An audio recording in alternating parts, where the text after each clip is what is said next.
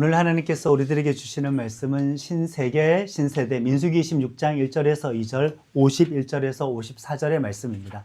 교독하고 한 절씩 교독하고 마지막 절 함께 합니다. 재앙이 있은 뒤였다. 여호와께서 모세와 아론의 아들 엘르아살 제사장에게 말씀하셨다. 너희는 이스라엘 사람들의 온 무리가 얼마나 되는지 머릿수를 세어보아라. 이스라엘 가운데서 20세 이상 남자로 군대에 갈 만한 모든 사람의 수를 아버지 쪽 집안에 따라 세어보라. 이렇게 조사된 이스라엘 사람은 60만 1730명이었다. 여호와께서 모세에게 말씀하셨다. 이들에게 명수에 맞추어 땅을 나누어 받게 하여라. 수가 많을 때에는 나누어 받을 땅을 늘려주고 수가 적을 때에는 나누어 받을 땅을 줄여주어라. 조사된 수에 맞추어 땅을 나누어 주어야 한다. 아멘. 오늘 하나님의 말씀을 나눕니다. 우리 민수기 몇 주 만에 다시 들어가게 되는데 출애굽 1세대가 40년 광야 생활을 다 끝냈습니다. 이제 끝이 났습니다. 당시의 수명을 생각하면은 성인이 되고 나서 40년이니까 거의 인생 전체라고 할 수가 있겠죠. 하나님과 동행한 신앙생활하는 그 전체를 1세대들은 그냥 광야에서 이렇게 다 보낸 겁니다. 그런데 이 1세대가 마지막에는 좀 안타깝습니다. 정확히는 아주 아깝습니다. 광야 생활 40년을 다 맞춰놓고 그 맨 마지막에 거짓 선지자 발람의 계략과 이방 여인들의 유혹에 빠져서 우상 숭배에 젖어들었고 도덕적인 성적인 타락에 빠져들었고 하나님을 버리고 배신하여서 최종적으로 심판을 받아서 출애굽 1세대가 마저 다 죽게 되었기 때문입니다. 아깝습니다. 광야 생활 40년 맞춰놓고 거의 그 끝자락에 마지막 남은 1세대는 이렇게 하나님의 심판으로 다 죽게 된 것이죠. 평생 하나님을 믿었던 모든 노력이 이렇게 물거품이 되었습니다. 한번 하나님의 백성으로 구원받은 것을 구원의 완성과 구원의 완료로 알고 우리 죽을 때까지 계속 우려 먹으면서 살아갈 수 없다라는 말씀이 이렇게 확실하게 증명이 되었습니다. 하나님을 떠나면 떠난 겁니다. 마지막에. 그러면 더 이상 하나님의 백성이 아니게 된 것입니다. 그런 고로 우리 예수님을 믿으면서 평생 살아가게 될 텐데 믿으면 믿을수록 오히려 때로는 영적으로 성숙할지언정 영적으로는 더 긴장할 필요도 있다. 믿으면 믿을수록 더 겸손해져야 된다. 저의 인생 어떤 핵심적으로 제가 붙잡는 말씀이기도 합니다. 믿으면 믿을수록 자기 포기는 더 많이 이루어져야 된다. 믿으면 믿을수록 더 순종해야 된다. 믿으면 믿을수록 더 많이 우리는 내려놓을 수 있어야 된다. 나의 자아와 신념을 더 내려놓고 포기하고 내 안에 그리스도께서 사시는 것이 되도록 해야 되는데 인간이라는 것이 얼마나 교묘하고 음흉한지 자기 주관적인 신앙으로 나의 자아와 신념을 무장해 놓고 정말 실상은 나의 자아와 신념이 강해진 건데 신앙이 강해졌다고 착각을 하면서 정말 좀처럼 깨지지 않는 모습으로 광야 인생 40년을 채워 나아가고 있습니다.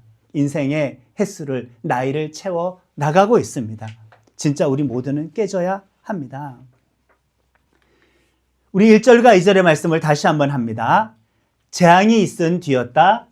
여호와께서 모세와 아론의 아들 엘르아살 제사장에게 말씀하셨다. 너희는 이스라엘 사람들의 온 무리가 얼마나 되는지 머릿수를 세어보아라. 이스라엘 가운데에서 20세 이상 남자로 군대에 갈 만한 모든 사람의 수를 아버지 쪽 집안에 따라 세어보아라. 아멘. 1절에 보면은 재앙이 있은 뒤였다. 제가 말한 1세대가 최종적으로 다 죽게 된 그 재앙입니다. 상식적으로 우리가 만약에 동화 작가, 소설 작가라고 한다면은 재앙이 있은 뒤였다라는 이 단어 뒤에 어떤 내용을 이어 써갈 때는 어떤 말들이 어울리겠습니까? 희망이라는 단어가 어울리겠습니까? 그런 거로 절망이었다.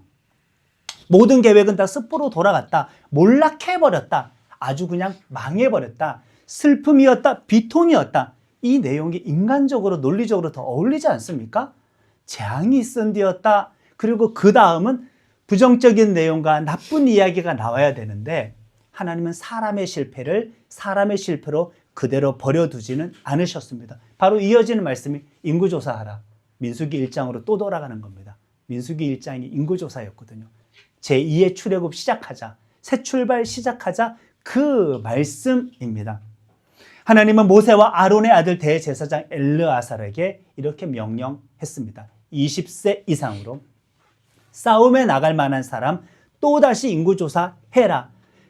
민수기 26장은 민수기에서 두 번째 인구조사입니다. 그러니까 전반전이 있고 후반전이 있다고 하면 후반전이라고 할 수가 있습니다. 전반전은 출애굽 1세대들의 이야기, 이 후반전은 출애굽 2세대들의 이야기입니다. 숫자를 센다라는 말은 영광스러운 말입니다. 너, 내 백성. 1번, 2번, 3번, 4번, 5번, 6번, 내 백성. 주민등록 번호 부여받았어요? 학번을 부여받았어요? 군번을 부여받았어요? 어떤 회사의 어떤 사원증을 받았어요? 어떤 번호를 부여받았어요? 그 공동체에 공식적으로 포함이 된다라는 의미이기 때문에 인구조사에 포함된다라는 말은 하나님은 지금 하나님 나라의 백성을 다시 설정하고 있다, 그 뜻이 되는 겁니다.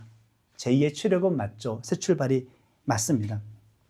인류의 역사를 돌아보면 얼마나 많은 재앙이 반복됩니까? 지금도 마찬가지죠. 아직도 전쟁 중인 나라가 많습니다. 테러, 기아, 마약과 기근, 재해와 가난은 넘쳐납니다. 인간의 역사를 바라보면 재앙이 있은 뒤에 또 다른 재앙이 있어 왔습니다. 비관적인 말밖에 할 수가 없겠죠. 우리가 만약에 역사를 보면 반복적인 재앙 다음에 모든 사람들은 다 삶에 대해서, 인간에 대해서, 역사에 대해서 비관적이어야 마땅합니다. 냉소적으로 바뀌는 것이 마땅합니다. 그런데 2차 인구조사를 시킨 것을 보면 하나님은 포기할 생각이 없으시네요. 하나님은 하나님 나라의 구원 계획을 포기하지도 않으셨어요. 멈추지도 않으셨어요. 여러분 개인에 대해서 마찬가지입니다. 나 한 사람에 대해서도 마찬가지입니다. 하나님은 하나님 나라의 백성들을 계속 헤아리고 계십니다. 또다시 인구조사를 이렇게 하고 계시는 것이죠. 역사 속에 많은 실패에도 불구하고 하나님은 인구조사를 지시하십니다. 여전히 예수 복음을 받아들여서 구원받게 될 사람, 예수님을 구원자로 영접해서 죄 용서받고 하나님의 자녀가 될 사람들을 계속 지금도 하나님께서는 인구조사하고 계십니다. 사실 이 세대들은 1세대들이 멸망한 것을 40년 동안 같이 지켜봐왔단 말이에요. 최종적으로 무너지는 것도 봤단 말이에요. 얼마나 큰 트라우마가 있겠습니까? 실패와 좌절의 상처, 지난날의 절망을 보고 자란 2세대인데도 불구하고 이들은 그 과거의 트라우마에 갇혀 있지 않았습니다. 하나님의 백성들은 지난 실패에 계속 머물러 있어서는 안 된다. 지난 실패만, 지난 트라우마만 계속 역추적을 해서 과잉 생산할 필요도 없고 재확인할 필요도 없다. 예수님은 십자가까지만 걸어가신 분이 아니라 무덤까지만 가서 갇히신 분이 아니라 부활하셨어요. 그리고 하늘로 승천하셨어요. 보혈의 능력이 있어요. 성령님 강림하셨어요. 성령의 능력이 있어요. 하나님은 실패하지 않고 성공하셨는데 왜 우리는 실패 안에서만 머물러 있어야 하겠습니까? 엄청난 트라우마가 있었겠지만 여전히 인구조사할 때 하나님은 어떤 정체성을 가지고 조사를 시켰냐? 20세 이상 남자로 군대에 갈 만한 사람을 세워라. 실패한 사람들이지만은, 실패 아픔을 보고 자란 2세대이지만은 하나님께서는 그 사람들을 불쌍한 존재로, 슬픈 존재로, 아픈 존재로만 여기지 않으셨어요. 군대에 나갈 사람이다. 여전히 하나님은 그들에게 하나님의 군대라는 정체성을 부여해 주셨습니다. 영적인 정복자, 통치자로 우리는 전진해 나아가야 합니다. 자, 그리고 2차 인구조사 결과가 나왔는데 51절의 말씀을 함께 합니다. 이렇게 조사된 이스라엘 사람은 60만 1730명이었다. 1차 인구조사에서 출애굽 1세대 인구조사했었을 때 몇 명이었는지 잘 들어보시고 비교해 보세요. 민수기 1장이었습니다. 60만 3550명이었어요. 우리가 민수기 보면서 어디 가서 불순종했네, 불신앙했네, 징계를 받았네, 전염병이 돌았네, 땅이 갈라졌네, 뭐 죽었네, 하나님께 심판받았네, 징계받았네, 그 이야기만 다 듣다 보면은 2차 인구조사에서는 하나님의 백성들이 쪼그라져 있어야 정상이잖아요. 망했어야 정상인데 1차 인구조사보다 1820명밖에 안 줄었으면 0.3% 줄었습니다. 사람의 실패가 하나님의 실패는 아니었다. 신해산 출발하면서부터 계속 무너지는 내용만 지금 듣고 보고 우리가 몇 달에 왔는데 인구조사 결과는 여전히 원점으로 회복이 되었네? 그러니 우리가 연약한 사람을 신뢰하고 의지할 수가 있겠습니까? 하나님의 구원 계획이 실패하지 않았다라는 것을 2차 인구조사의 그 숫자가 우리들에게 이렇게 이야기해 준다. 인간이 약하고 악하다고 해서 하나님이 약하고 악한 것은 아니다. 내가 무능했다고 해서 하나님이 무능한 건 아니다. 내 삶의 경험을 통해서 내가 많은 실패가 쌓이겠지만 그걸 가지고 하나님을 실패자로 인식하여서 하나님의 능력 얻고 승리하는 것에 대해서 낯설어 하면 안 된다. 낯설어 하면 안 된다. 하나님은 여전히 하나님이 되십니다. 52절과 54절까지 말씀을 함께 합니다. 여호와께서 모세에게 말씀하셨다. 이들에게 명수에 맞추어 땅을 나누어 받게 하여라. 수가 많을 때에는 나누어 받을 땅을 늘려주고 수가 적을 때에는 나누어 받을 땅을 줄여주어라. 조사된 수에 맞추어 땅을 나누어 주어야 한다. 아멘. 자, 그런데 2차 인구조사는 1차 인구조사와 차이가 있습니다. 공통점도 있고요. 숫자는 비슷합니다. 0.3%짜리. 그리고 싸움에 나갈 만한 20세 이상 계산하라는 것도 공통점입니다. 자, 그런데 2차 인구조사는 1차 인구조사와 뭐가 다를까요? 뭐가 추가가 되었을까요? 1차 인구조사 때 없었습니다. 땅을 나누어 받게 하여라. 땅을 나누어 주어야 된다. 1차 인구조사는 광야로 행군할 대상자였지만 2차 인구조사는 광야 행군으로 끝날 세대가 아니라 적과 꿀이 흐르는 가나안 땅으로 진입해 들어가서 정복해서 정착해가지고 그 땅을 기업으로 물려받기 위한 인구조사이니 얼마나 복된 인구조사입니까? 단순하게 광야 행군으로 끝날 세대가 아니었죠.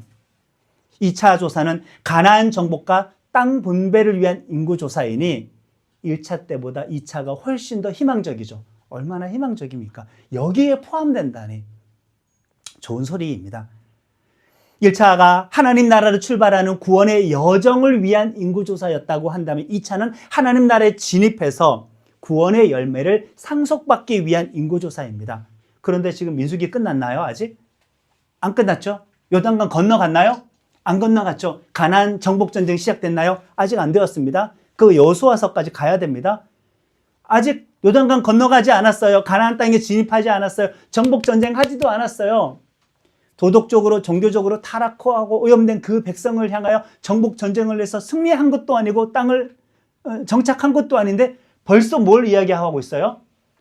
나누어 받게 하여라. 땅을 나누어 주어야 한다. 하나님은 이미 성공을 전제로 하고 말씀하신다. 구원을 이미 전제로 하고 말씀하신다. 하나님 나라의 완성을 이미 전제로 하고 말씀하신다. 믿음은 참으로 바라는 것들의 실상이고 보이지 않는 것들의 증거입니다. 우리는 내일 일을 모르고 살아가지만 내가 믿는 하나님 관점에서 내 인생을 보면은 구원을 전제하고 나를 이끌어 가시는데, 축복을 전제하고 나를 이끌어 가시는데 내일 일을 모르는 내 입장에서 믿음이 없어서 우왕좌왕하고 당황하고 있으니 하나님께서 보시면 얼마나 웃기겠어요. 구원을 전제로 하고 요단강 건너가지도 않았는데 땅 받는 이야기를 벌써 하고 있어요. 그러니 너 거기 여기 해서 인구조사 할 때에는 이 숫자에 포함된다는 자체만으로도 하나님 나라의 완성을 전제로 깔고 나를 포함시켜 주신 거, 구원의 완성을 전제로 하고 나를 포함 주신 것이니 구원은 여정이라고 할 수 있지만은 한쪽으로 구원의 확신 또한 우리가 가지고 살아야 할 줄로 믿습니다. 너무 감동적인 말씀이었어요. 이 말씀 배울 때 저는 우리는 구원 여정 가운데 당연히 살고 있습니다. 그러나 구원의 확신도 가져야 된다. 전제로 하고 말씀하셨어요. 우리 지체들은 1차 인구조사에 포함되고 머물기를 원하십니까? 이왕이면 2차 인구조사에 포함되고 머물기를 원하십니까? 실패의 세대, 성공의 세대, 절망의 세대, 소망의 세대, 광야에서 그냥 끝난 세대, 가나안 땅에 진입하는 세대. 저라면 당연히 2차 인구조사에 포함되고 싶습니다. 2차 인구조사에 포함됐던 세대는 광야에서 출발은 했지만 또는 태어났지만은 광야에서 끝날 세대는 아닙니다. 젖과 꿀이 흐르는 가나안 땅에 들어갈 세대입니다. 우리 청년들은 특별히 이 말씀을 많이 새기면 좋겠습니다. 우리 윗세대, 1세대들은 어떻게 보면 고생하고 자란 모습만 봤었을 때 나의 삶은 그것을 단순하게 반복만 하겠구나. 나의 신앙의 여정도 윗세대의 여정을 단순 반복만 하겠구나. 단정할 수가 있지만 그럴 필요까지는 없다. 어쩌면 윗세대의 역할과 사명과는 다르게 정말 하나님의 많은 기업을 상속받아서 누릴 수 있고 열매를 터뜨릴 수 있는 그런 역할과 은사를 받을 수도 있다. 광야라는 단어는 정말 많은 사람들에게 큰 공감을 불러일으킵니다. 왜요? 내 삶이 이상한 거 아니구나. 내가 틀린 것 아니구나. 나만 힘든 거 아니구나. 내가 잘못된 길로 걸어가는 거 아니구나. 원래 인생이 이렇구나. 원래 인생이 이렇구나. 그렇기 때문에 광야라는 단어, 광야 신앙, 광야 신학에 꽂혀 있어가지고 감동을 많이 받아요. 그래도 묻고 싶습니다. 1세대 광야로 그냥 끝내고 싶으십니까? 민수기만 보고 끝내고 싶으십니까? 아니면 2세대로 넘어가고 싶으십니까? 가나안 땅으로 진입하고 싶으십니까? 광야의 좋은 말씀이죠. 좋은 신학적인 단어입니다. 멋진 코드예요. 인생이 광야이다. 원래 광야야. 위로가 되지. 그래, 내 삶이 힘든 거 당연해. 원래 이런 거구나. 원래 이런 거구나. 가나안 땅으로 넘어갈 생각조차 못하고 광야에서 끝내기로 다짐하는 것은, 결정하는 것은 반쪽짜리 말씀이다. 광야에서 멈추지만 말아 주십시오. 왜 그런데 우리는 광야라는 단어에 꽂혀 있을까? 광야를 벗어나기 위해서 내가 뭔가 도전해야 될 것 같잖아요. 노력해야 될 것 같잖아요. 엄청 많이 수고해야 될 것 같잖아요. 뭔가 결과를 가져야 될 것 같고 열매 얻어야 될 것 같고 완성해야 될 것 같고 성취해야 될 것 같고 그러기 위해서는 정말 많이 애쓰고 노력해야 되니까 그거 그냥 나 몰라. 거기서 회피하고 싶어서 원래 광야잖아. 나 그냥 광야에 있을래. 두드려 맞으면서 광야야. 그러면서 혼자 자뻑이라고 하죠. 본인은 자기의 신앙생활의 여정에 심취해 있는 겁니다. 내 인생은 수행, 고행이야. 인생이 원래 광야야. 근데 하나님께서 너 언제까지 광야에 있을래? 내 계획은 광야에서 끝내는 거 아닌데 너 2세대 포함시켜줬는데 너 요단강 건너가야 되지 않겠니? 가나안 땅 정복해야 되지 않겠니? 하나님의 기업을 상속받아야 되지 않겠니? 아니에요. 그거 힘들겠어요. 모르겠어요. 그냥 힘들어서 상처받는 이대로 광야에 머물래요. 광야 신앙. 찬양까지 나와주니까 꽂히기 너무 쉽습니다. 현대인들에게 위로가 되니까. 반쪽짜리 말씀에, 편협한 말씀에 빠져있지 말기를. 민수기 반만 읽고 끝내겠습니까? 1차 인구조사에 머물러 있겠습니까? 2차까지 나아가야죠. 광야를 전부라고 생각해서는 안 된다. 삶의 실패를 많이 반복적으로 경험한 사람들은 저 스스로도 마찬가지였지만 이 광야 신앙을 좋아합니다. 내 삶을 정의할 수가 있으니까 내 삶이 말씀과 적합했다라고 자기 확신을 가질 수 있으니까 반복적인 실패를 많이 경험한 사람들은 계속 광야에 있으려고 해요. 왜? 거기서밖에 머무는데 재주가 없어서 그래. 벗어나려고 하니까 못해. 제가 무슨 말씀하는지 이해하시겠죠? 우리 청년 지체들은 말씀을 정말 다 가지고 있어야 돼. 치우침이 없이. 광야 당연히 좋습니다. 그러나 광야에만 머물지 말아야 된다. 2세대 인구조사는 여기서 끝날 사람이 아니다. 나그네 신앙도 필요하고 광야 신앙도 필요하고 군대 신앙도 필요하고 땅을 물려받을 수 있는 그 신앙도 필요하다. 이렇게 하나님의 백성은 각자 사명이 다르다는 것도 알 수가 있죠. 1세대 사명과 역할이 다르고 2세대의 사명과 역할이 다릅니다. 주어진 은혜가 다르고 주어진 상급이 다른 겁니다.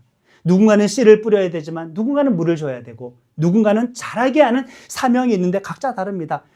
1세대의 지도자였던 모세형 초대 대제사장 아론은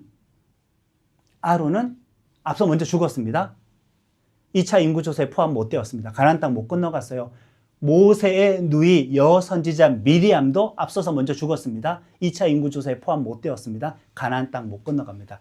자, 그렇다면은 그 모세, 예수님의 모형이라고 할 수 있는 그 모세, 민족의 구원자, 그 모세는 약속의 땅 가나안으로 건너갈 수 있을까요? 없을까요? 없습니다. 그 말은 땅을 나누어 받을 수 있는 2차 인구조사에 해당돼요? 안 돼요? 안 됩니다. 역할이 다르다. 은사가 다르다. 역할이 다르고 은사가 다르다. 누구는 기초를 세웁니다. 다른 사람은 건물을 세웁니다. 누군가는 입주합니다. 또 누군가는 건물을 관리합니다. 또 누군가는 건물을 확장하거나 정리합니다. 사명은 각자입니다. 각자예요. 나의 사명의 범위를 욕심부려서 넘어갈 일도 없고 나와 사명이 다르다고 해서 그 사람의 사명이 틀렸다고 말할 필요도 없어요. 비판할 일도 없습니다. 우리는 주어진 장소에서 주어진 역할을 허락된 인생의 시간 속에서 감당하고 그 다음의 사명으로 넘기면 됩니다. 모세처럼, 아론처럼, 미리암처럼. 그리고 보세요. 출애굽 1세대면은 당시에 만 20세 이상이었단 말이에요. 최소 20이에요. 출발할 때. 그리고 광야 40년 더 했어요.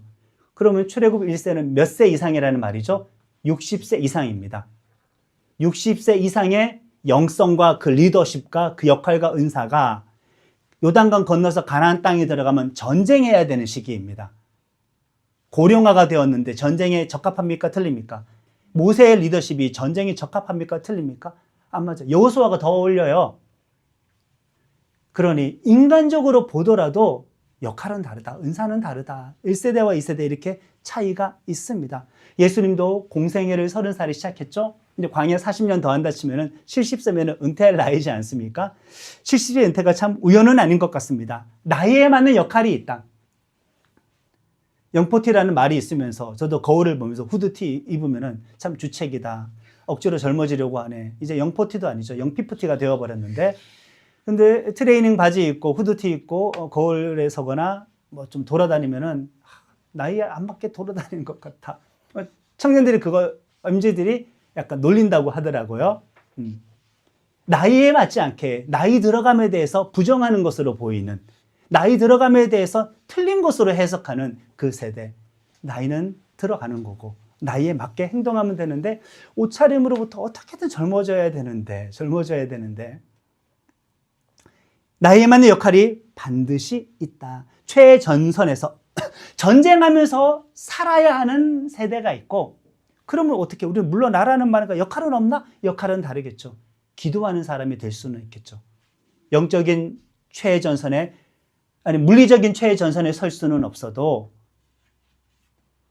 영적인 최전선에 기도 지원자로는 설 수가 있으니 나이에 맞지 않게 젊은 사람 흉내를 내면서 살 필요는 없겠구나. PPT가 이야기하는 겁니다. 그럴 필요는 없겠다. 받아들여야 되겠다. 나의 시간과 역할, 나의 사명을 인정합시다. 나 중심으로 세상은 돌지 않아요. 하나님의 뜻과 계획을 중심으로 돌아갑니다. 나의 삶을 거기에 그냥 맞추면 됩니다. 그렇기로 하면은 내려놓음이 얼마나 쉬워지는지 웬만한 사람은 하기 어려운 내려놓음의 결정도 하기가 쉬워집니다. 자아와 욕심을 포기하는 것도 쉬워집니다. 민수기 출발할 때 1세대는 어쨌든 결과적으로 실패했고 2세대 인구조사로 넘어갔습니다. 그러면 그렇다고 2세대들은 우와 우리는 1세대랑 다르잖아. 저 실패한 세대들을 땅도 물려받지 못했잖아. 나는 땅을 물려받을 사람이야. 교만해서는 될까? 착각에 빠져서는 될까? 교만할 이유는 전혀 없다. 왜? 하나님께서 여전히 정하신 영적인 질서와 한계는 유지가 되기 때문입니다. 57절과 62절의 말씀을 함께 읽겠습니다. 레위 사람들 가운데서 가문에 따라 조사된 사람들은 이러했다. 게르손에게서 나온 게르손 가문과 그앗에게서 나온 그앗 가문과 무라리에게서 나온 무라리 가문이다. 그들 가운데서 조사된 사람으로 1개월 이상 된 남자는 모두 23,000명이었다. 그들은 이스라엘 사람들의 수에 넣지 않았다. 이스라엘 사람들 가운데서 그들에게는 물려받을 땅을 나누어 주지 않았기 때문이다. 아멘. 인구조사를 할 때 성직자 계열 레위 지파는 빼고 조사했습니다. 이들은 전쟁에 나가지도 않습니다. 그냥 성막에서 하나님을 예배하는 그 역할만 감당합니다. 1세대가 2세대로 바뀐다고 해도 유지가 되었던 어떤 하나님이 정하신 기름 부음과 직분, 역할이 무효화되는 것은 아니다. 2세대에 포함된 사람들 스스로 내가 1세대보다 낫다 하여서 진리가 우리를 자유케 하지 땅도 물려받았는데 그 자유를 방종으로 해석할 수는 없겠죠. 하나님의 백성 공동체는 여전히 영적인 질서와 정해진 역할에 따라서 그 공동체가 유지가 되어야 안전하다. 나라라고 할 수가 있다. 너희들은 땅도 물려받지 못해. 다른 지파로부터 받아야 돼. 다른 지파는 주기 싫어도 줘야 되고 레위 지파는 자존심 때문에 받기 싫어도 받아야 됩니다. 왜?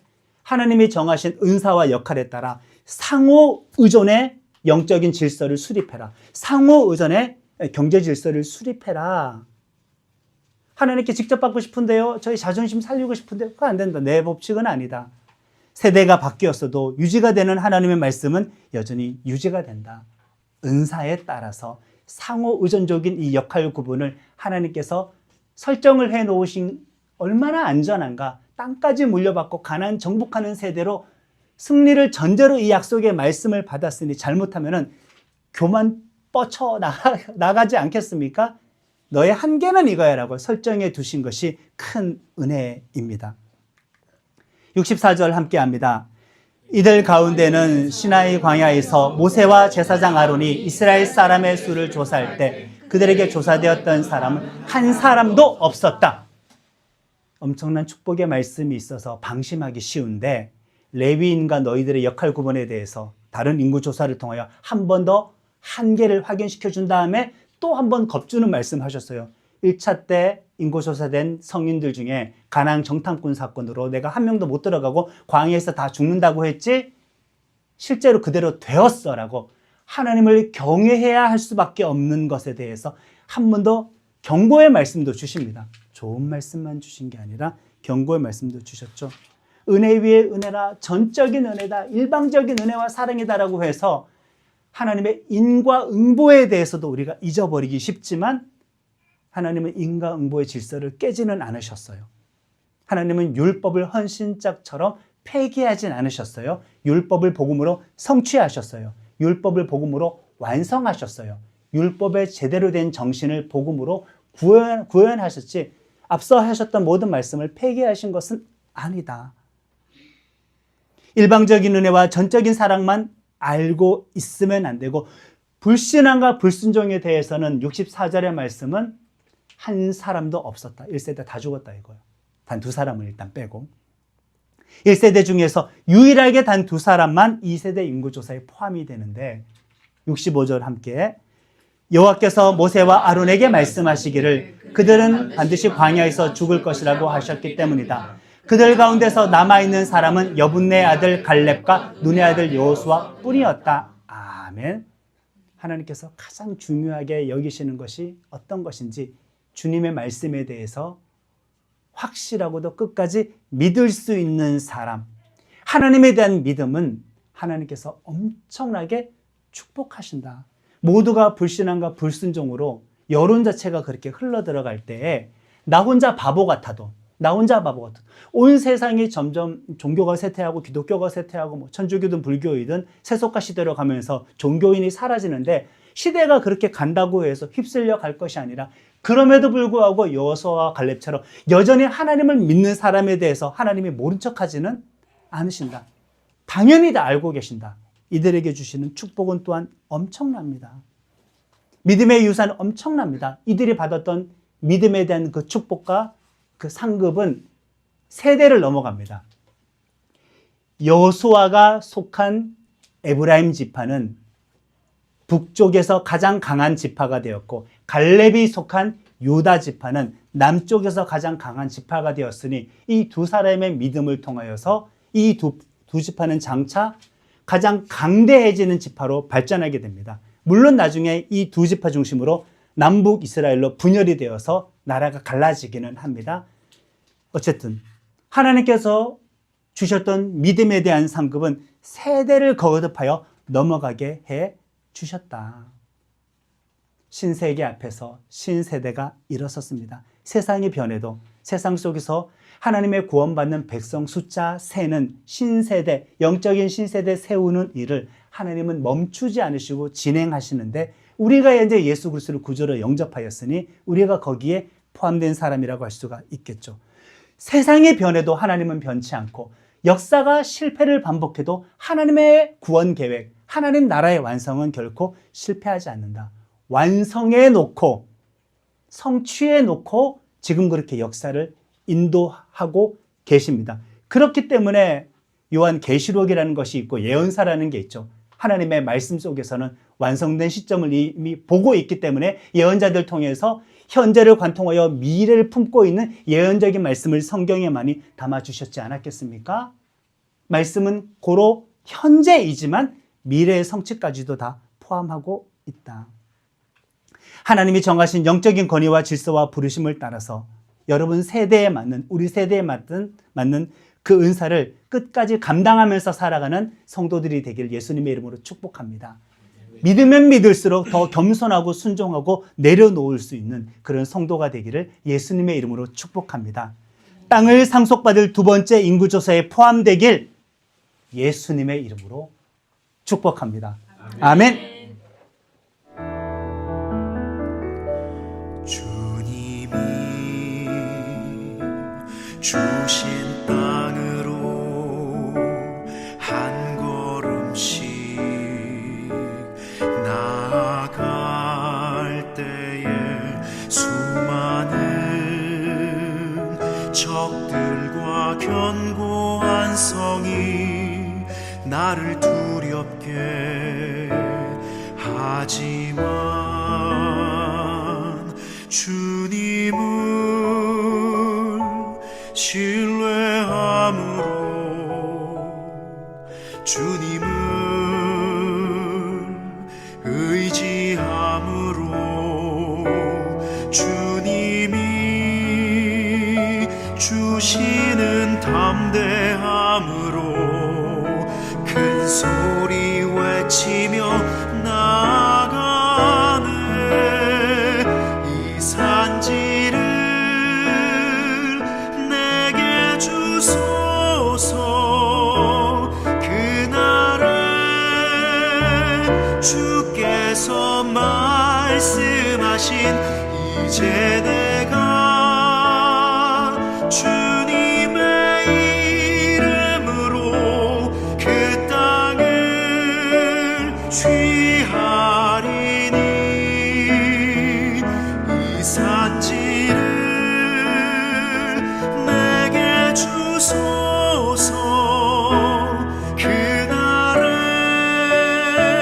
주께서 말씀하신 이제 내가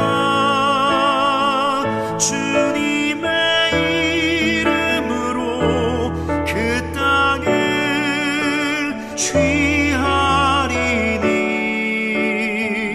이 산지를